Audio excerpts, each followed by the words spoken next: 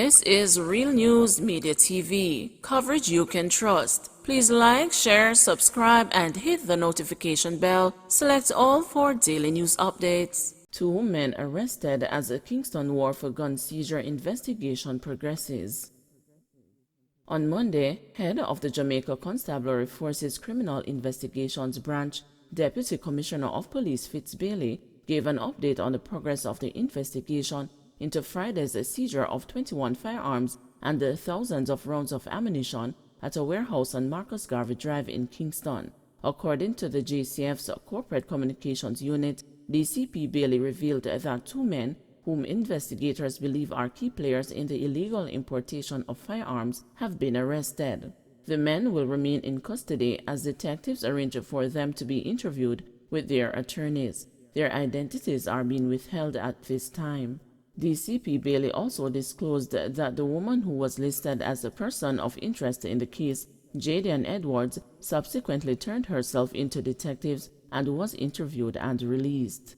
DCP Bailey, in the meantime, is encouraging all law-abiding citizens to support the police by sharing information about guns, gunmen, and gangs. Persons can call Crime Stop at 311 or the NIB tip line at 811. The Counter-Terrorism and Organized Crime Investigations Branch was called in on Friday, March 4, when 18 pistols, 3 rifles, 51 magazines, and 2,216 assorted rounds of ammunition were seized at the Kingston-based warehouse. The illegal weapons were discovered when customs officers were examining barrels and noticed abnormalities. The Contraband Enforcement Team of Jamaica Customs was called in, and the firearms were found during a search. 1 dead, 5 injured in Rose Hall crash.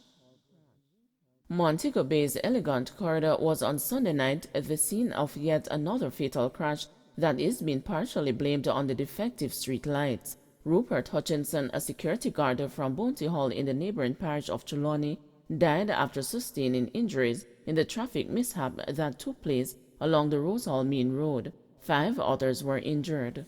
Hutchinson was a passenger in a Nissan AD wagon motorcar that was heading towards Falmouth, Trelawney, when the incident occurred in the vicinity of the Barretown traffic lights in St. James about 7:15 p.m. According to reports from first responders on the scene, a Mazda Primacy motorcar, which was traveling in the opposite direction to the Nissan, went over the median, separating lines of traffic, and slammed into the vehicle in which Hutchinson was traveling. The security guard was on his way home from work, according to those who were at the scene of the crash. The driver of the Mazda was on his way from Clarendon, heading to the airport in Montego Bay. As the curious travelers tried to get a look at the crash, the left lane going towards Lilliput was completely blocked at one point. A social media post sought to make a link between the crash and a string of lights that were out at the time. The issue of defective street lights and the role they play in traffic mishaps that sometimes claim lives is one that has in the past been raised by Councillor for the Rose Hall Division, Anthony Murray, who has called on both the State Jamaica Public Service Company Limited and the National Works Agency to act. When contacted on Monday, the JPS stressed that the streetlights were the responsibility of the NWA. There is some discussion between the government and the JPS with regards to how the light is to be handled going forward, but at the moment they do belong to the NWA and they are responsible for the maintenance thereof, said JPS Director of Corporate Communications Winsome Callum. According to Community Relations Officer at the NWA's Western Office, Janelle Ricketts, streetlights sometimes stop working due to the force with which vehicles hit them. She said the lights operate in a circuit, and when there is an issue, about 15 of them become inoperative at the same time. However, Ricketts assured that issues related to lighting on the Elegant Corridor are expected to be addressed soon. She noted that a memorandum of understanding is being worked out between the relevant government agencies and the JPS to have the matter resolved. Firearm holders warned not to jump gun with challenges.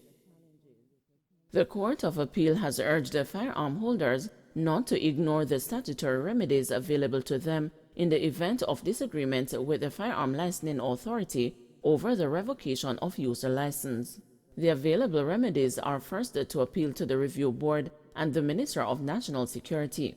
If dissatisfaction persists, the matter can be taken to the Supreme Court. The Court of Appeal made the call last Friday when it dismissed an appeal brought by electrician Stedman Broderick against the FLA and ordered him to pay the legal cost of the licensing body.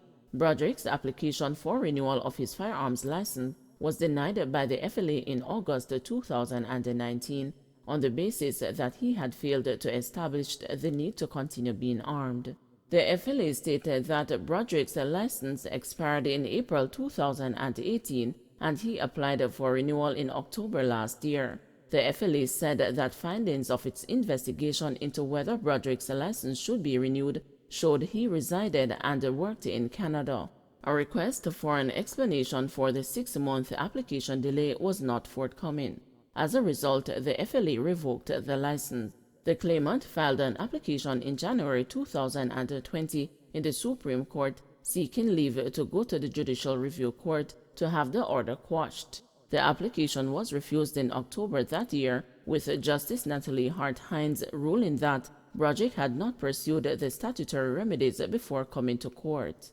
The judge awarded costs to the FLA on the basis that Broderick acted unreasonably in making the application when an alternative remedy was available to him. He contended that the FLA did not have the authority under the Act to revoke the license for the reason it did.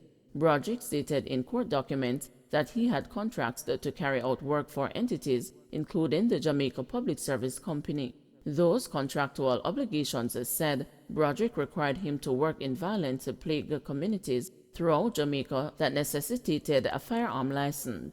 Attorney-at-law Hugh Wildman, who represented Broderick, argued that the Supreme Court judge was wrong to have formed the view that his client had an alternative remedy available to him. Attorney-at-law Courtney Foster, who represented the FLA, implored the court to uphold the Supreme Court ruling that there was an alternative remedy available to Broderick. The appeal court noted that Broderick was aware that a review board was available to him for a re-evaluation of the decision of the FLA, but he elected not to pursue it. The court also found that he did not have an exceptional reason for not approaching the review board. The court indicated that parties who find themselves in circumstances similar to Broderick's should not disregard statutory mechanisms.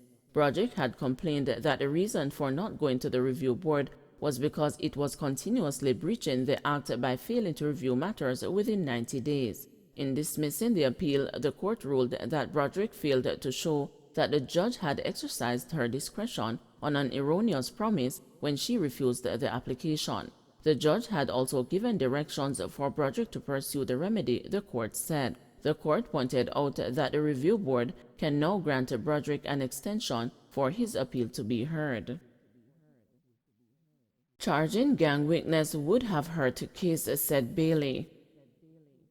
Deputy Commissioner of Police Fitz Bailey testified on Monday that he made a judgment call not to charge a former top-tier member of the Klansman Wandon gang, as he was of the view that the ex-gangster would not have cooperated with the police and that charging him would have a negative impact on the case. The senior officer who made the decision in 2018, in his capacity as Assistant Commissioner of Police in charge of the Counterterrorism and Organized Crime Investigation Branch, further shared that the decision was made in the interest of national security and for the greater good. Further, he said the police did not have sufficient evidence to charge the witness, who is one of 2 ex-gang members testifying for the Crown.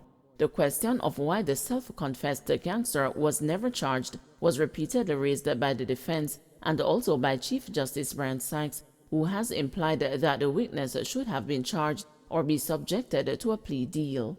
Investigators, including the lead officer, were unable to provide the court with an answer despite being grilled. A police inspector who supervised the gang investigation later told the court that the decision to not charge the ex-gangster was done at another level and that he was not privy to the reasons.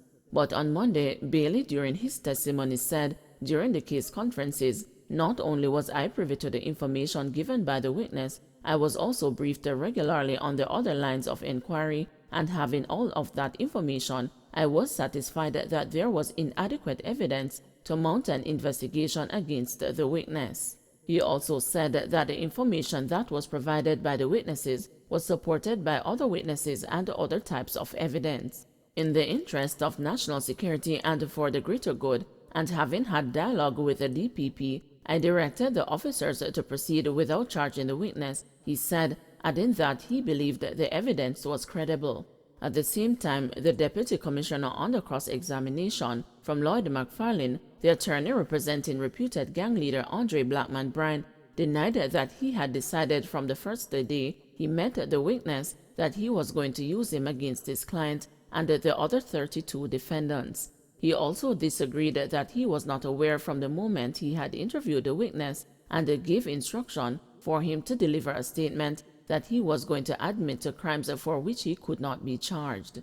Bailey told the court that although the witness was never cautioned, what he said in the statement could have been used against him. Following Bailey's testimony, Justice Sykes questioned what further evidence the police needed after the witness confessed to participating in murders, transporting illegal weapons, and transporting gangsters to kill victims. If you check out those stories and those stories are true, and the gentleman is saying I was involved, what more would be needed to convince the police that he was really involved, the judge said. The Deputy Commissioner in his defense said based on his understanding of the anti-gang legislation, a person from within the organization was required to give evidence against the other members to corroborate the claims. Sykes, however, questioned the purpose of the plea bargain legislation if persons who confess to those serious crimes don't even spend a day in prison. So the moral of the story seems to be if I am a murderer, all I need to escape a day in prison, all I need to do is to talk to the police, he added. The trial will continue today with the judge having a hearing to determine whether to hear testimony from a police witness who is being called to identify a member of the gang who has not been identified by either of two former members. Don't forget to like, share, subscribe, and hit the notification bell. Select all for daily news updates.